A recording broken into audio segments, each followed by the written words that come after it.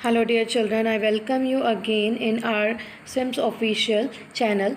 And in the previous video, we were reading the chapter number 2, and two topics we have completed. Now we will continue the next topic, and the topic is from Oriyar to Tanjavur and splendid temples and bronze sculptures.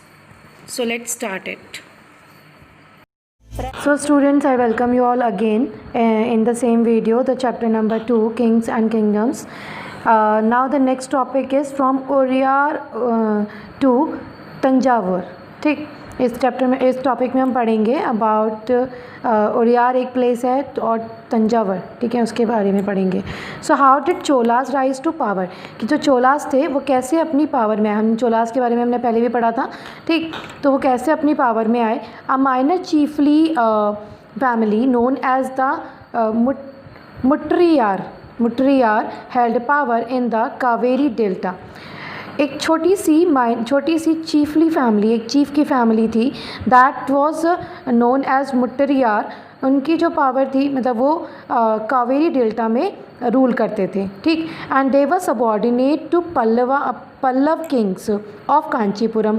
और वो subordinate करते थे. हमने subordinate के बारे में पढ़ा था ना, कि एज अ हेल्पर या उनके सपोर्टर. तो देवर सबॉर्डिनेट, उन्हें हेल्प की जाती थी टू द पल्लव किंग के द्वारा, जो कांचीपुरम को बिलोंग करते थे. So Vijayalaya who belonged to the ancient chiefly family. एक और नेम था विजयालय, ठीक है. तो इसमें क्या था, ये बिलोंग करते थे to the ancient family, chiefly family of the Cholas from Uraiyur. Uraiyur में रहने वाले चोलास की जो एंशियंट फैमिली थी या पुरानी फैमिलीज़ थी, दे बिलोंग टू विजयालय, ठीक है.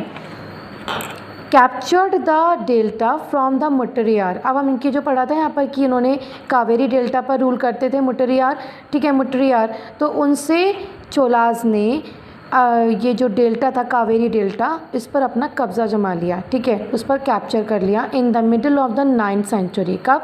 9th सेंचुरी में. He built the town of Thanjavur and a temple for goddess, ठीक है. उन्होंने वहाँ पर क्या किया, पहले कब्ज़ा करने के बाद सबसे पहले उन्होंने एक नया टाउन बनाया, दैट वाज नेम तंजावर, ठीक है. उस टाउन का नाम था Thanjavur.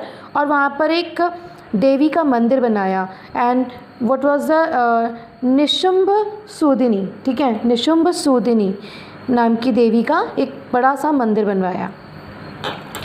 The successors of Vijayalaya, ठीक है, जो सक्सेसर थे, मतलब जो पीढ़ी को आगे बढ़ाते हैं, ठीक है, उनके जो आने वाले और पीढ़ियाँ थी.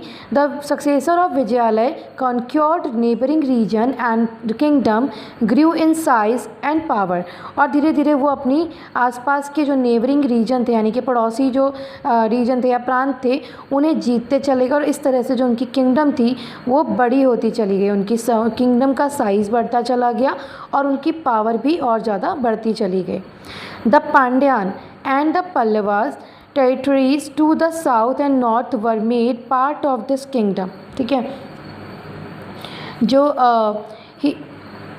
पल्लवास थे, ठीक, और पांड्यंस थे, ठीक है, उनकी टेरिटरीज़ जो थी वो साउथ और नॉर्थ में थी इनके किंगडम के, ठीक है, विजयालास के. तो उनके विजयालयस उसके बाद क्या किया, उन्होंने उन पर भी अपना कब्ज़ा जमा दिया, इन टेरिटरीज़ पर, ठीक है, और वो अपनी किंगडम का एक पार्ट बना लिया,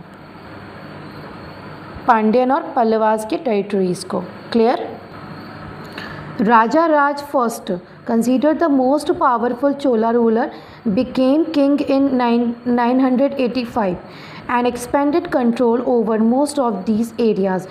राजा राज, ठीक, राजा राज फर्स्ट सबसे ज़्यादा पावरफुल रूलर्स माने जाते थे चोला रूलर्स के, ठीक है, जो जो 985 में किंग बने थे. और उन्होंने अपना जो कंट्रोल था वो पूरी तरह से over most of the area, आसपास के सभी जगहों पर अपना कंट्रोल कर लिया था. And he also reorganised the administration of the empire. अपनी एम्पायर का जो शासन था उसे प्रॉपर तरीके से दोबारा से रीऑर्गेनाइज किया. राजा राज सन राजेंद्र फर्स्ट, राजा राज के जो बेटे थे Rajendra one first, continued his policies and even raided the Ganga valley, ठीक है। वही जो पॉलिसी राजा राज की थी, उनके ही बेटे ने उस पॉलिसी को अपनाया और आगे अपनी उन्हीं पॉलिसीज़ को कंटिन्यू करते रहे। उसी एंड इवन रेडेड, उन्होंने इसी पॉलिसी को आगे बढ़ते हुए उन्होंने गंगा वैली पर भी अपना कब्ज़ा जमा लिया, ठीक। Sri Lanka and countries of south and south east Asia developing a navy for these expeditions. Sri Lanka और and countries of south Asia, Sri Lanka और साउथ ईस्ट एशिया की कुछ कंट्री पर भी उन्होंने अपना कब्ज़ा जमाया, उन्हें भी मींस कॉन्क्योर किया।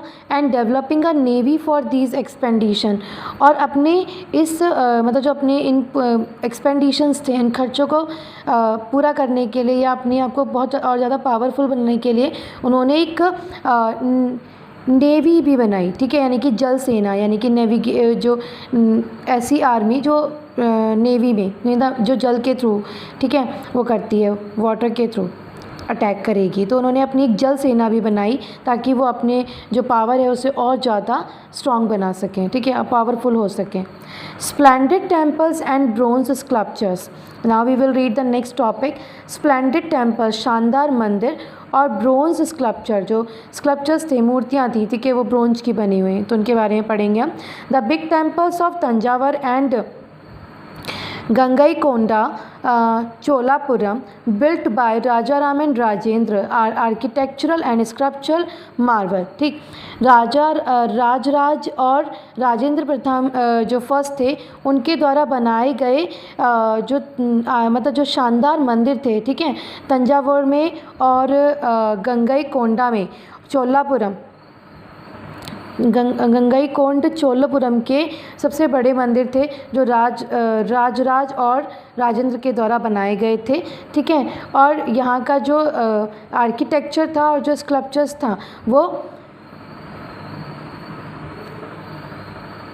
मतलब जो वहाँ की बिल्डिंग है और जो वहाँ की मूर्तियाँ हैं, ठीक है, उन्हें बनाने में मीन्स वो एक तरह से एक सरप्राइज़ लगते हैं, मार्बल्स का यूज़ किया गया था और वो काफ़ी शानदार दिखते हैं, ठीक। So Chola temples often become the nucleus of settlements which grew around them. Chola temples जो थे वो कई बार क्या था कि ऑफन कभी became the nuclear of settlement, मतलब उनके चोला टेम्पल्स जो बनाए गए थे, मंदिर बनाए गए थे, उनके आसपास न्यूक्लियर मीन्स वो क्या, बस्तियाँ, ठीक है। तो दे बिकेम द सोर्सेज कि वहाँ पर नए सेटलमेंट होने लगे, विच ग्रू अराउंड दैम, जिनके आसपास जो थी बस्तियाँ बसने लगीं। And these were centres of craft production, और यहाँ जो बस्तियों में लोग होते थे वो क्या करते थे, वो क्राफ्ट वर्क ज़्यादा किया करते थे, जिससे क्राफ्ट प्रोडक्शन होने लगा।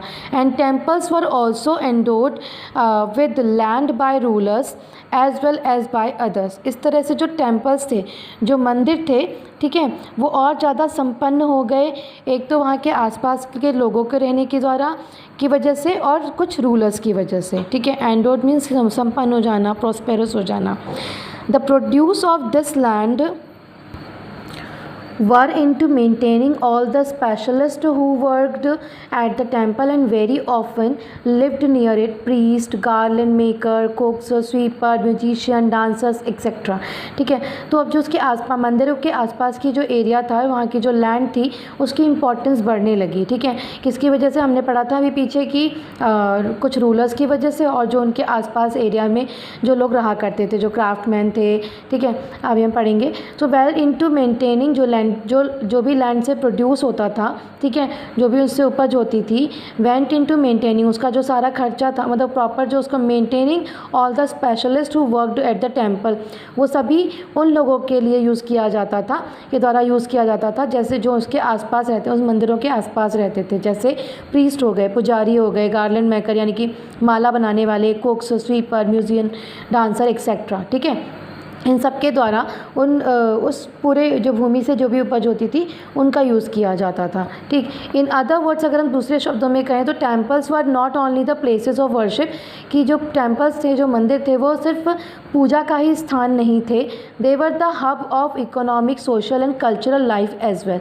वो साथ ही साथ कैसे थे, एक हब, ठीक है, एक ऐसा मतलब एक समूह ऐसा जहाँ पर क्या था, इकोनॉमिक, सोशल और कल्चरल लाइफ को भी प्रॉपरली अच्छे तरीके से निर्वाह किया जाता था। जैसे कि लोगों को अगर कोई बिज़नेस करते थे तो इकोनॉमिकली उन्हें प्रॉफिट होता था, सोशल सामाजिक रूप से भी वो एक दूसरे के काम में आते थे, और कल्चरल लाइफ भी उनकी डेवलप हो रही थी। ठीक है, सो जो टेम्पल्स है सिर्फ पूजा के लिए नहीं, वर्शिप के लिए नहीं, इवन की इकोनॉमिक, सोशल और कल्चरल लाइफ को भी सेटल कर रहे थे। So amongst the crafts associated with temples the making of bronze images was the most distinctive. तो जो क्राफ्ट वर्क होता था, ठीक है, उसमें सबसे ज़्यादा जो associated with the temples the making of bronze image, जो इमेज बनाई जाती थी, ठीक है, वो सबसे ज़्यादा महत्वपूर्ण थी या ज़्यादा स्पेसिफिक थी। वॉज द मोस्ट डिस्टिंक्टिव, यानी कि बहुत ज़्यादा स्पेशल थी। ठीक, so Chola bronze images are considered amongst the finest in the world. पूरे वर्ल्ड में जब चोलास रूल कर रहे थे तो उनके द्वारा, मतलब उनके शासनकाल में बनाई गई जो ब्रोंज इमेज थी वो सबसे ज़्यादा अच्छी क्वालिटी की पूरे वर्ल्ड में इमेजेस मानी जाती हैं या स्कल्पचर्स माने जाते हैं। While most images were of deities, sometimes images were made of devotees as well. और इनमें से मोस्टली जो इमेजेस हैं वो डाइटीज़ की हैं, यानी कि देवी देवताओं की हैं, जिन्हें उनके डिवोटीज़ के द्वारा बनाया गया है। ठीक, so I think you have understood it better and revise it. Okay, thank you.